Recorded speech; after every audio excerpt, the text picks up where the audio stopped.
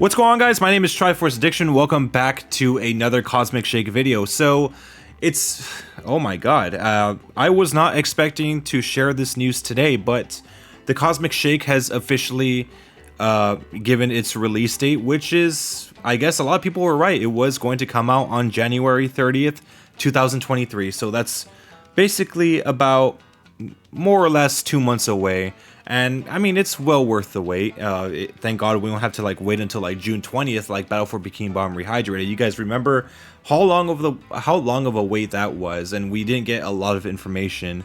And here it's kind of been the same way. You know, at first we didn't really get too much information other than just a CGI trailer, and then eventually, maybe a year later, we ended up getting gameplay of Cosmic Shake, and it was pretty interesting to say the least, because it looked almost exactly like Battle for Bikini Bottom, at least when it comes to the engine, which I'm assuming that they should be using the same one. But yeah, since that little beta trailer that beta gameplay that we saw back in, I guess, I don't know, during the summer, we haven't really seen anything else, but we have been giving some great news. And thankfully, the release date is very, very close by, and I'm happy that, you know, after this extremely long wait, we finally get to play the true, actual sequel of Battle for Bikini Bottom. I always wanted it to be the movie game. Maybe it still can be, depending on if they want to remake the game, and I'm assuming that they would at some point. I would really hope so. I mean, since Nickelodeon is in Paramount Plus, I mean, maybe they could somehow get the word in and ask Paramount if they could get that permission, but obviously we don't know that yet. But yeah, today we're going to look at the screenshots that have been released within pretty much the website for Cosmic Shake. That's where they're doing all the pre-orders and everything. So the first picture is pretty interesting. I'm not really sure if this is from a cutscene or this is from actual in-game gameplay. I say that because the quality of this game overall has dramatically increased. Almost to the point where I can't tell if it's from the game itself or if it's from a CGI cutscene. So this might be something about Squidward telling him off, probably bringing him into this weird world, because again, I mean, Bikini Bottom does not look anything like this. So something must have happened where they kind of altered reality, and somehow they got that. And I mean, this is Squidward in his normal voice. Of course, that's the fortune teller lady that actually gives Spongebob that magical bubble wand from the trailer, which we will go over in at some point. But yeah, it's a pretty interesting screenshot nonetheless. So now let's actually move on to the next one. So as for the next picture, this takes place, I believe, in the prehistoric kelp forest. So yes, obviously for a long time we've known that there was going to be a prehistoric level ever since the CGI trailer where this game was first announced. You can see Patrick on the very back next to that fossil, or I guess in front of that fossil, and you can see some platforms that look a lot like Venus flytraps. You can see SpongeBob in his SpongeGar outfit, as well as something pretty interesting on the very corner of the screen, which is the tiki. So originally in the beta gameplay, we did see that at least the original tiki was back. We did not see any introduction, or I guess reintroduction, to the stone and the thunder tiki. So I'm glad that some elements of Battle for Bikini Bottom is still going to be part of this game. So it makes it even more sequel-y than I first initially thought. I mean, it's kind of it just carries over. So now this one takes place, I think, in the very, very first level, which is the Western Jellyfish Fields. You can see Patrick already in his little star balloon outfit, or I guess his main form for the rest of the game. And you can see SpongeBob with that special gear. Obviously, I think in the gameplay we did not see SpongeBob with any type of clothing. We just saw him in his basic outfit, just the one he typically wears in every episode of SpongeBob. And it's cool. And we also see Mystery, and the thing is that I know a lot of people probably think it's Mystery, but maybe this is just some random horse that he is sitting on. I mean, keep in mind, I think Mystery was a girl, and this seahorse kind of looks masculine, but I'm not really that sure. Maybe it can be Mystery, but again, if this takes place during a different time period, then it really can't be Mystery. Am I right? Of course, right now it's not really that clear whether or not it's going to be, different timelines or different realities. For all we know, that could be a different reality. But as of right now, it's still very unclear. So maybe that can be mystery, but from a different reality. So now we move on to the fourth picture. This is probably the most interesting to me, specifically, well, one of the most interesting, and it's the Halloween rock bottom. So this is kind of like, I guess, a themed version of that specific, I guess, map. But it's kind of weird because it almost looks unrecognizable compared to the original. I mean, there's a lot of good elements there. You do see the original tikis. They look kind of a lot bigger than they used to, so that's something to look at. There are also just like those little pink balls that you do collect, and you do see a gigantic statue of that one fish that saved SpongeBob. You know, that inflated his balloon so he could go back up. I forgot what his name was, but yeah, it's actually very interesting. But the thing is that like I said, I know this is probably not the only section for Halloween Rock Bottom, but it just looks so unrecognizable compared to the original Rock Bottom. But of course, this could be a completely different area of Rock Bottom. It doesn't have to be the exact same spot, because then it would be a little bit too... It wouldn't be much of a breath of fresh air. But yeah, there's also a little bubble here on the top of this pipe, so that might be actually something that you do have to collect. It might take place, or it might take Patrick Sock's place. It might be something different that you do have to collect in order to collect whatever main currency or whatever main collectible that you get in this game. Because I know in Battle for Bikini Bottom, it was golden spatulas. For all we know, this could be something else.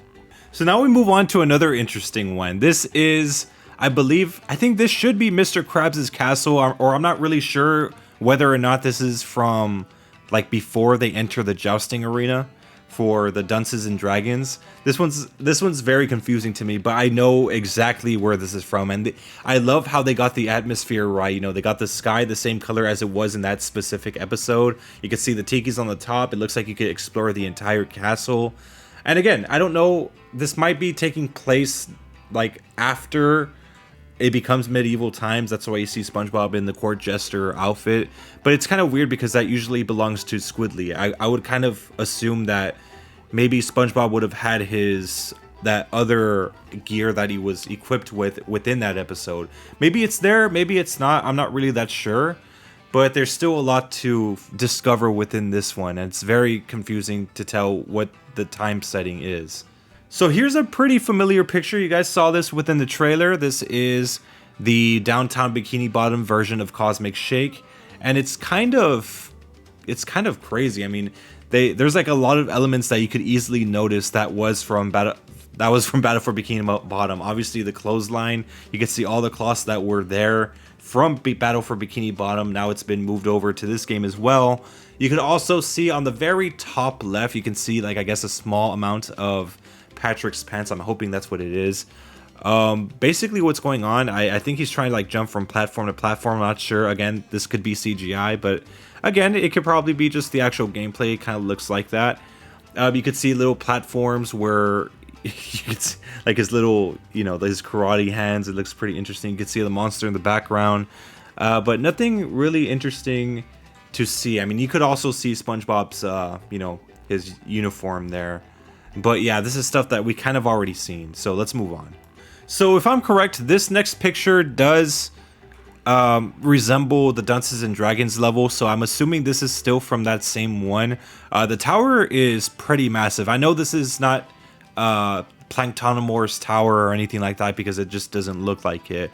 But I'm assuming that will be part of the game, but there is a rainbow slide that you go to. I don't know what that is for, but I'm assuming that you get that, or you get to that point once you reach the top of the tower, and you have to make your way back down, like just to ground level. Interestingly enough, there is a coin in the middle of a ring on the top right of the picture. I don't know what that is. That might be the actual currency for the game, or maybe that's a collectible that you have to get in order. I don't know. Maybe it might be an in-level collectible thing that you do have to attain. So yeah, it might take some precise platforming for that one specifically. But of course, the depth perception is kind of weird on this one. I don't really know if it's like really far away from the slide or if it's within the slide. So yeah, it is pretty interesting. But the clouds are kind of weird, I'll admit. They don't really look like clouds. I don't know why they have clouds in, you know, underwater. I thought, you know, just having the petals on the sky was all right. But I guess so, if it makes it more realistic in their eyes, I guess that's fine. I think this is also a new outfit for SpongeBob. I'm not sure, like maybe it's a rainbow SpongeBob that, like, I don't know, maybe it symbolizes Pride Month or whatever. But again, it might be just like residue from the slide itself, so we don't know whether or not that's actually a costume. So now we move on to this next picture. This is a pretty interesting one as well, because I'm kind of having trouble making this out, because I'm not sure if this is like the main hub world, because it has the Western jellyfish feel type of theme, but at the same time, you have the modern day Krusty Krab with the modern day, you know, Mr. Krabs, as well as the police officer on the street there. So I'm not really sure if the hub world might resemble what level you're currently in. That might be something, I'm not really that sure, or maybe just every level has some sort of Krusty Krab that you can go to for whatever specific reason, but it is pretty interesting. Maybe, I mean, hopefully they do have hub worlds that kind of like resemble what level you're in right now. I'm not sure if that stops once you get to the final level, but it is very interesting nonetheless. So now we return back to Rock Bottom. I do have some theories on this one. This is kind of like on the other side of, I guess it's like on the opposite end, you know, where the other picture was taken.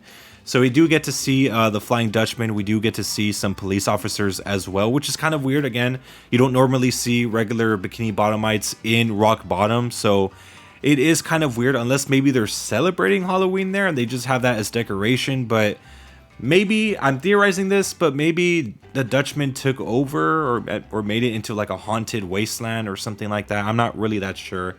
But yeah, it's pretty interesting. Looks nice nonetheless. I'm liking the SpongeBob outfit from that first Halloween episode. You guys already know what happened when they uncovered it. It scared the fuck out of the Flying Dutchman. But yeah, I know I'm gonna have a lot of fun with this one. So here we are now at the very final picture. So this is probably the most interesting one. Zach Pack did say this took place within the, I guess, the movie set one, you know, the downtown Bikini Bottom.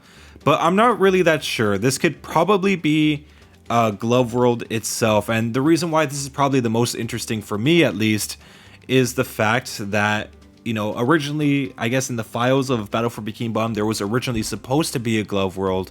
And a lot of us were hoping that when the remake came out, that maybe Glove World would be a separate level. Maybe there would be more than 100 spatulas, or they'll distribute them differently. But no, they didn't do that. But it's nice that now in the sequel, we are going to be able to enjoy Glove World. I'm not sure how much of it we are going to enjoy. All I really see is just a Ferris wheel. But you also do see like a movie camera, like an old-fashioned one. You also see like the Krusty Krab that's on the very top. I'm not sure if this might be like the final level. Hopefully not, but I could suspect this maybe taking place at the midpoint or like, you know, the later half of the game. But it's very interesting. You also see the Krusty Krab symbol a lot. Zach Pack did say he thought it was like maybe some sort of superhero thing going on, but I don't really think that's what it is. Maybe it's just a bunch of spotlights with the Krusty Krab symbol. It's just supposed to be there just to be there, you know. I don't really think it has any other purpose in that. But yeah, Glove World's there. You could see SpongeBob with his Glove World hat from the Rock Bottom episode, and that's pretty much all we can say here. This was the final picture, but a very interesting one nonetheless, just like the rest. So there is a lot ahead of us right now. You can pre-order the game already. I'm not sure through Amazon, but maybe you could probably do it through GameStop and the THQ Nordic website. But currently, from what I've seen, you could only pre-order the, you know, that special edition. This time around, I'm not going to bother to get it. It's still very expensive. I mean, the last one was like $300. It was way too overpriced. My suggestion is to just wait like maybe a few months after, because from what I saw, the Fun Edition was like reduced significantly. I mean, up to like $100, maybe 70 some dollars. It was much less expensive compared to when it first released. So yeah, I really recommend doing that. But yeah, pre-orders, I've tried to check on the Switch eShop. I haven't seen anything yet. I have yet to check on the Microsoft Store, but yeah, maybe on PlayStation they might have it digitally. I know they had a lot of problems with Battle for Bikini Bottom not showing up as digital, so people had to get like the physical version on the PS4. But for all we know, it could probably, I mean, I don't know. I mean, I hope they don't go all physical with this one. Maybe we just had to wait a little longer for Nintendo to update the eShop to allow us to pre-order the game. I also did check the price. The game is going to be priced at $39.99 this time around. It's not going to be $30 this time. It's going to be $40. If you want the standard edition, you do get the DLC costumes if you do pre-order. I'm not sure if this applies only like to GameStop or if you could just pre-order on like, you know, through like, you know, Microsoft Store or eShop. It might apply either way. You might just download the DLC like right when the game releases. But yeah, there's a lot of stuff to uncover, and there's still a lot of videos to make for this channel, and hopefully I have the time to do it. And thankfully I probably will, because I've already finished with actually with all of my college classes. So yeah, it's already, I'm just ready to move on with YouTube and just door dashing and all that stuff. I didn't tell you that, guys. I got a job at DoorDash, so yeah, making money somehow, but it's still working out pretty well. My first paycheck was like $150 some.